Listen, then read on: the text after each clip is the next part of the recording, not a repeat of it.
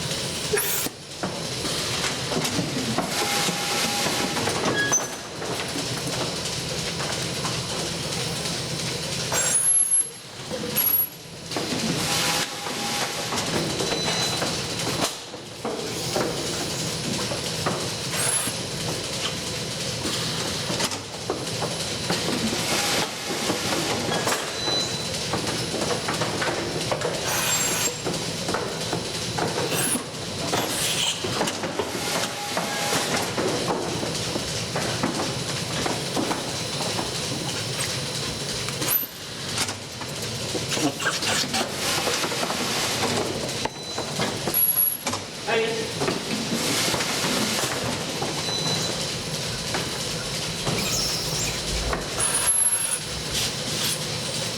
Allez.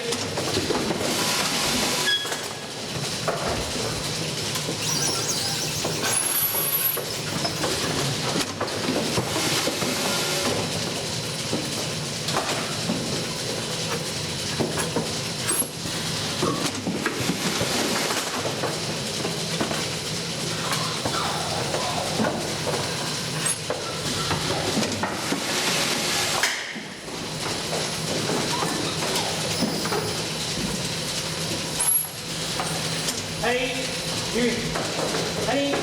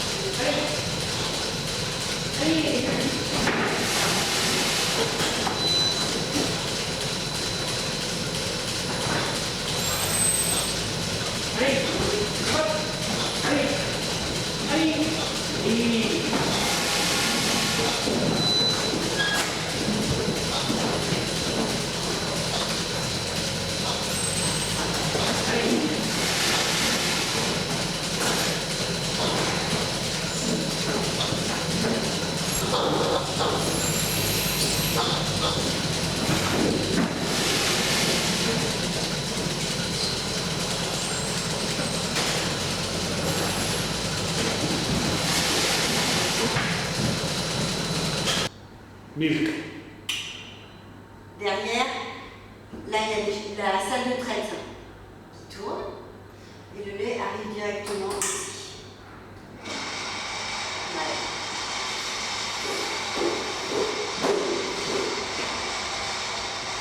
Et après, on le met ici.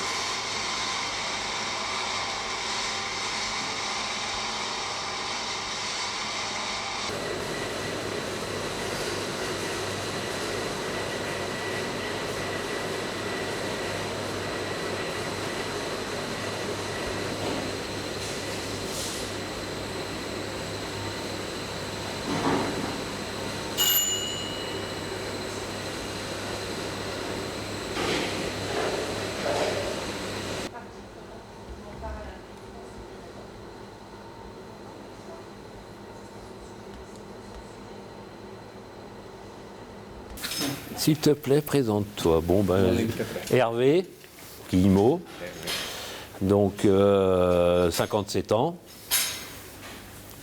Je me suis installé il y a 30 ans sur une exploitation familiale. Qu'est-ce que je peux dire d'autre? Aujourd'hui, une exploitation que j'ai repris avec 40 hectares, 40 chèvres à la main. Aujourd'hui, on a 400 chèvres, 200 hectares et des percherons qui vaut votre visite aujourd'hui. On a 60 percherons sur l'exploitation. Et qu'est-ce que je peux dire d'autre? Qu'est-ce que je peux dire d'autre? Ok. L'élevage percheron, il y a 30 ans que j'ai repris ça, c'est une passion. Mon grand-père avait des chevaux percherons et mes parents ont laissé tomber ça parce que c'était trop dur et on n'en vivait pas. Aujourd'hui, on en vit petitement, c'est très dur aussi, mais à la base, c'est une passion.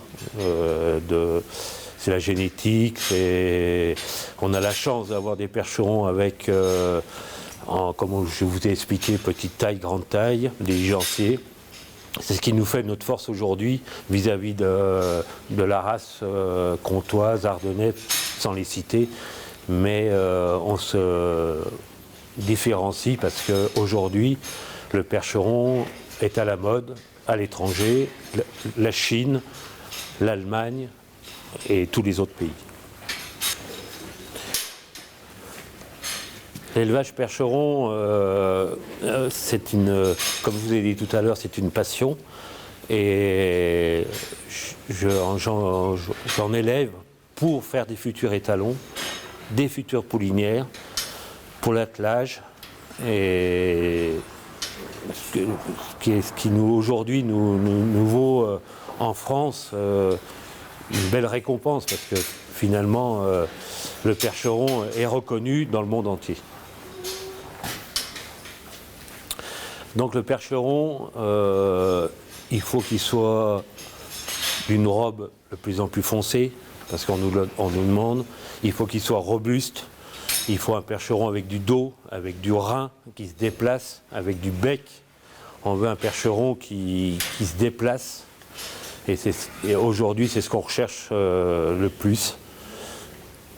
Et c'est ce qui différencie aussi, justement, vis-à-vis des autres races, parce que le percheron est reconnu dans sa traction. Voilà, c'est dur à expliquer, mais voilà, on veut vraiment un cheval robuste qui correspond à beaucoup de passionnés et d'éleveurs. Donc là, aujourd'hui, mon élevage, j'arrive bientôt à 60 ans. Je pense que c'est l'aboutissement d'un élevage. C'est 5 fois à Paris bientôt, au Salon d'agriculture à Paris. C'est des premiers prix au Haras du Pin. Je suis quand même hors berceau de race, je ne suis pas en Normandie. Donc c'est vrai que c'est une fierté quelque part. Et je pense que je suis arrivé, je ne veux pas dire au plus haut, mais je suis arrivé quand même à une belle récompense. Voilà. Le prix d'un percheron à l'heure d'aujourd'hui, je veux dire que c'est difficile à le dire, parce que après il y a une fourchette de prix. Après on peut parler d'une pouliche de 6 mois, on peut parler d'une pouliche d'1 an. Voilà. Après les robes, c'est dur à... Mais pour l'instant, les prix se tiennent. On a des prix très corrects. Et pour moi aujourd'hui, on peut valoriser le percheron. Voilà. C'est ce qui est bien aujourd'hui, c'est qu'on peut faire naître des poulains et les valoriser. Voilà. Le prix, je ne peux pas vous dire un prix aujourd'hui, mais d'une pouliche d'1 an ou de 2 ans, c'est suivant ce qu'on peut en faire. Et puis, voilà. Aujourd'hui, on a la chance d'avoir encore nos 9 races de chevaux, de traits, 9.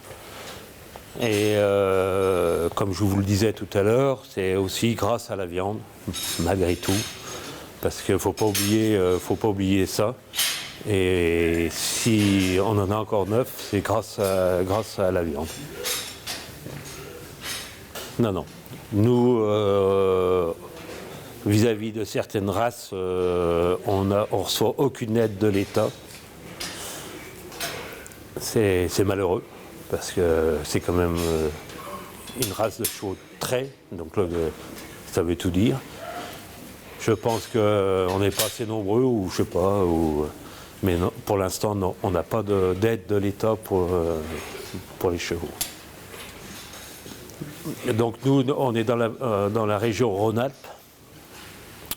Donc Rhône-Alpes, il y a énormément de chevaux, de selles, de traits, beaucoup de pensions. Et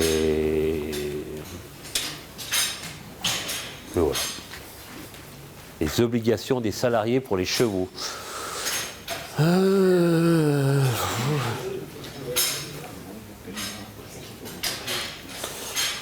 Nous, les obligations des salariés pour les chevaux, c'est que les chevaux soient du mieux possible. Je veux dire, on fait tout pour nos chevaux, pour qu'ils soient le mieux possible, pour les préparer pour les concours. pour les emmener au plus haut, comme le salon de l'agriculture, comme on va avoir encore cette année là. Et c'est une récompense pour moi et je pense aussi pour eux aussi, parce que je ne suis pas tout seul, ils sont là. Et Alexis s'en occupe beaucoup aussi, mon fils. Voilà. Ma femme aussi, elle s'en occupe énormément.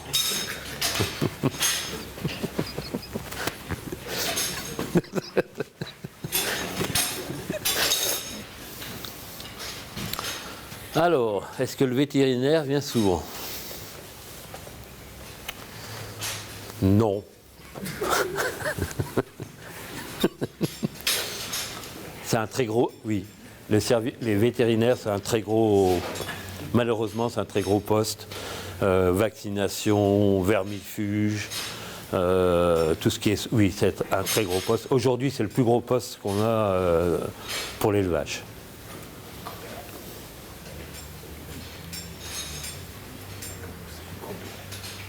Donc, je ne devrais pas dire le chiffre, mais sur 80 chevaux qu'on a aujourd'hui, c'est 20 000 € par an.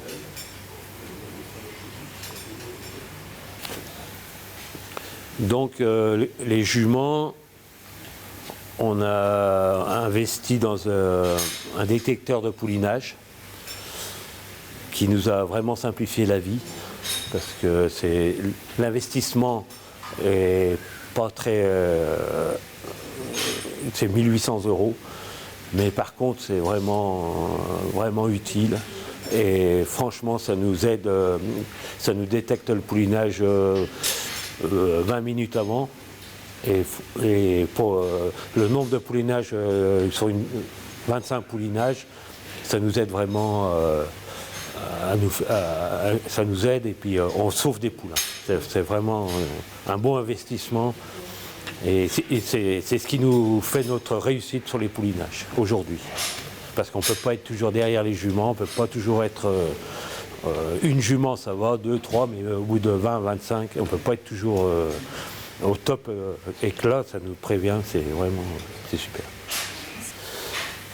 Comment on sélectionne les poulains, c'est un peu la génétique, c'est la génétique des juments, parce que malgré tout les étalons sont là, les juments sont là aussi, les maisons aussi, parce qu'on rachète des juments, on rachète des pouliches dans des bonnes maisons, qui a eu la génétique aussi des grands-pères, de l'arrière-grand-père, et ça s'explique pas.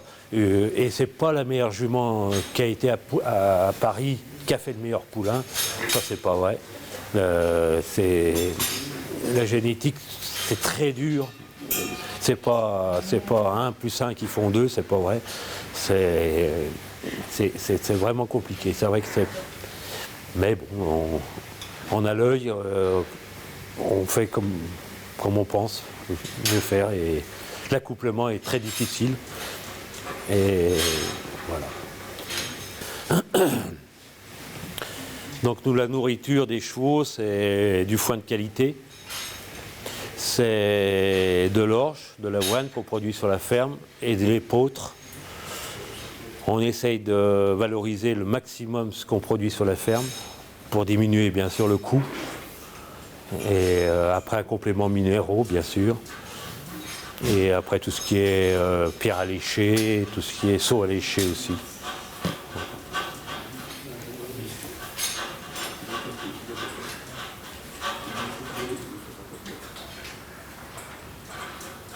Et après on ne dit pas tout. Donc les concours, j'avais arrêté pendant 10 ans les concours. J'ai repris les concours parce qu'à un moment donné, les chevaux dans les prés, personne ne les voit.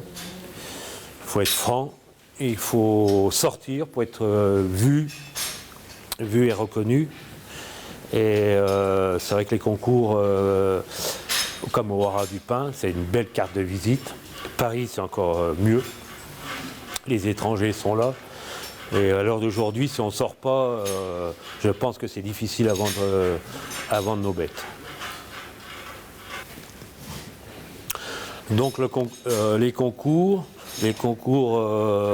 c'est des éleveurs. Les éleveurs qui ont passé, je ne veux pas dire un examen, parce que ce n'est pas un examen, mais qui ont passé une formation de juge avec une grille de pointage sur 100. Donc c'est vrai que c'est important. Et ils vont juger, donc ça va partir de la tête, de l'encolure, de l'épaule, du dos, des aplombs, du déplacement, la robe, les balsanes, du ladre. Donc la pouliche ou la jument va être détaillée quand même, vraiment détaillée, et une note va être donnée sur 100. Donc ça c'est très important. Et en principe, ils ne se trompent pas beaucoup, parce que ils se trompent même jamais, ou très rarement. Et c'est vrai que c'est appréciable pour ça, parce que quand on finit premier ou deuxième ou troisième, même ou 50e, ils ne se sont pas trompés. Pour moi, c'est important. Le concours, c'est très important, parce que ça nous permet de nous situer dans notre élevage, parce qu'on croit toujours avoir les meilleurs, mais quand on arrive sur des concours, finalement, on n'est pas si bon que ça. Ou bon, voilà, on a la chance ou pas. Donc on a à peu près 80 chevaux sur l'exploitation, donc 30 poulinières, et 4 étalons. Donc j'ai eu la chance d'avoir une maison en Normandie, la maison Le Poivre, et qui m'ont toujours suivi avec les étalons, qui m'ont toujours conseillé, parce que ça c'est important aussi, on ne sait pas tout, loin de là. Et je les remercierai jamais assez de cette aide qu'ils m'ont apporté. Et c'est vrai qu'après choisir les chevaux, c'est pas évident. Mais franchement, voilà. Le mot de la fin, je dirais que merci à Michel Le Poivre, la maison Le Poivre de Normandie, parce que grâce à eux, j'en suis aujourd'hui où j'en suis. Donc les chèvres, j'ai repris l'exploitation des parents il y a 30 ans. Ils avaient 30 chèvres traits à la main. Une petite exploitation agricole de 40 hectares. Et j'ai pas voulu la laisser quand mon papa était malade. J'ai repris cette exploitation. On a continué avec ma femme pour monter aujourd'hui à 400 chèvres. Et c'est ce qui nous a fait vivre aussi, parce que les chevaux à un moment donné c'était pas marrant. Donc les chèvres nous ont permis de nous tirer un salaire. On a 6 employés aujourd'hui. Je pense qu'ils sont tous pas heureux de travailler chez nous, on va pas dire ça, mais ils sont pas malheureux. Voilà, c'est convivial, c'est familial, et on est...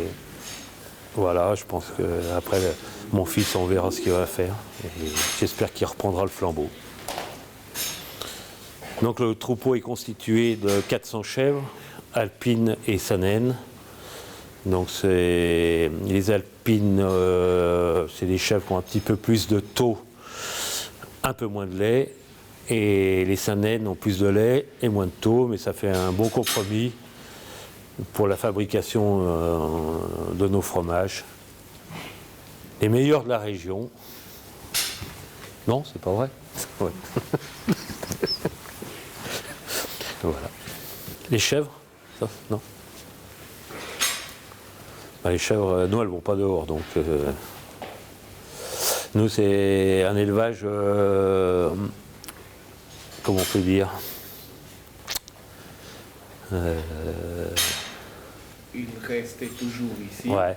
Oui. Voilà. C'est des chèvres qui restent sous le bâtiment, nous. Elles sont nourries avec de la luzerne, du foin de qualité. Parce que le gros inconvénient de la Bresse, c'est humide. Donc, moins en moins de gens mettent les chèvres dehors parce que beaucoup de problèmes de douve et puis de vers. Donc, et puis c'est très compliqué à gérer le troupeau parce que le problème, on fait de la vente en supermarché, donc ils veulent un poids et voilà. Et donc avec une alimentation comme on a aujourd'hui, on maîtrise mieux notre fabrication. Ouf. Donc l'équipement nous a coûté, il nous a coûté quoi l'équipement? On a 120 000 euros de roto. Ça nous a coûté 500 000 euros. Passer partout.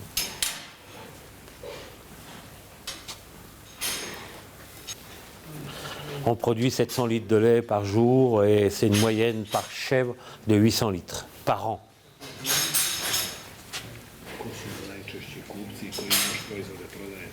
Donc nous, le lait est tout transformé à la ferme. Donc on ne vend pas de lait. Toute la production laitière est transformée en fromage. Donc c'est vendu dans dans les supermarchés, boucheries, voilà. On nous livre, on fabrique, on prépare les commandes et on livre.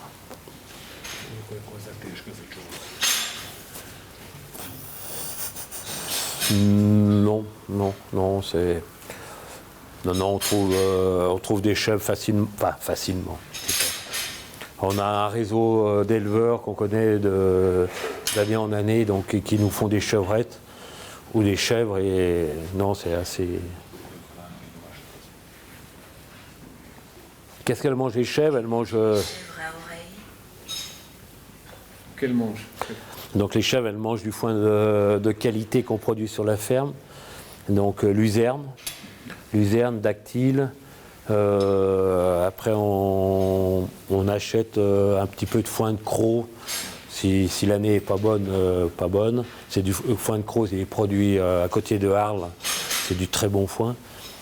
Et après, maïs grain qu'on produit aussi sur la ferme. Voilà. Et pas d'ensilage. Parce que comme on fabrique, donc on n'est pas en bio, parce qu'on ne veut pas les contraintes du bio, mais on n'est pas loin du bio. Voilà. Vous élèvez les chèvres? Non. Ouais? Non. Non, je... élève pas. Non. Nikako ne. Ne uzgaja. Šta radi od mladih, od jadića? Kad ne uzgaja? A ne uzgaja? Ne uzgaja nikako. Samo mlijeko. Da, samo Koja je cijena sad kozijeg mlijeka na tržištu? I sira?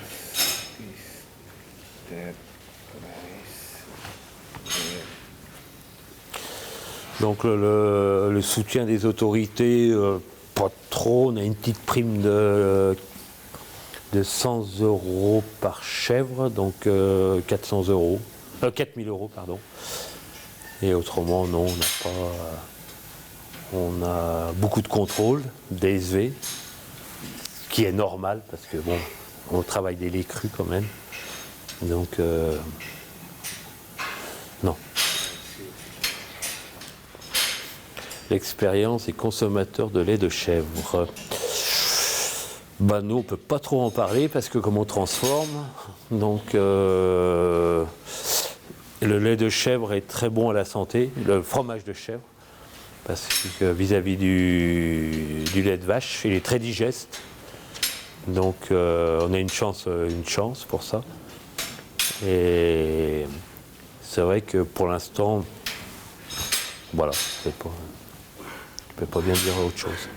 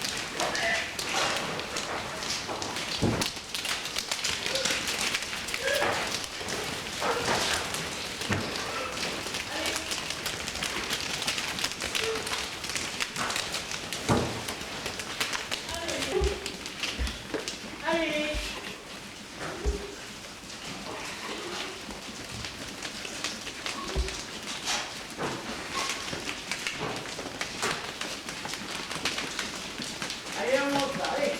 Hop.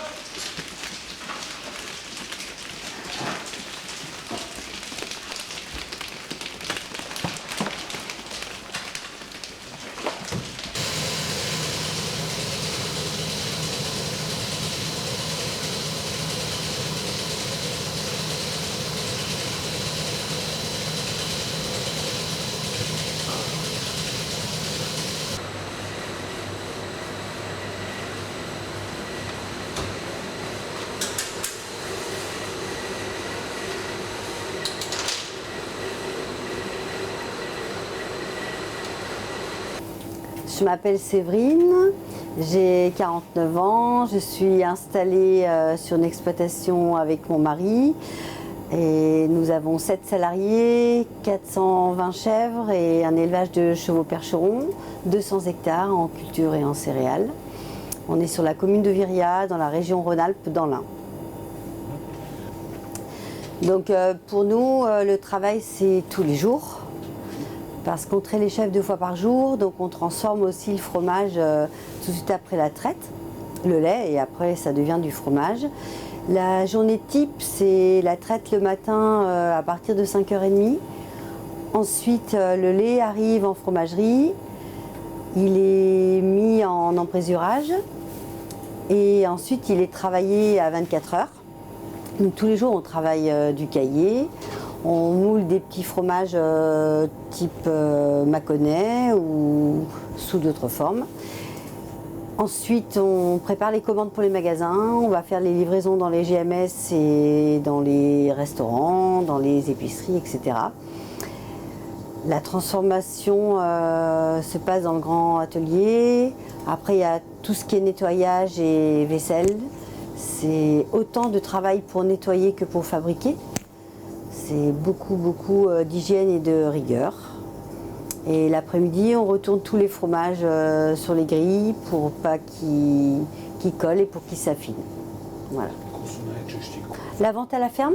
Donc les clients locaux, le village et un petit peu plus loin, ils font la démarche de venir chercher à la maison. Ensuite, les supermarchés, on a 40 supermarchés dans la région Rhône-Alpes. Épicerie, restaurant, oui, pizzeria, boucherie aussi. Sur toute la ferme, Ouais. 7 personnes. 7 personnes. 7 personnes. Ouais. C'est ça. Oui. Le produit que je vends le plus, Oui. le fromage frais, démoulé qui a 24 heures. Une faisselle démoulée, c'est le produit qu'on vend le plus. Et les petites clochettes pour l'apéritif, les tout petits bouchons un peu secs, ça c'est aussi des très bonnes ventes.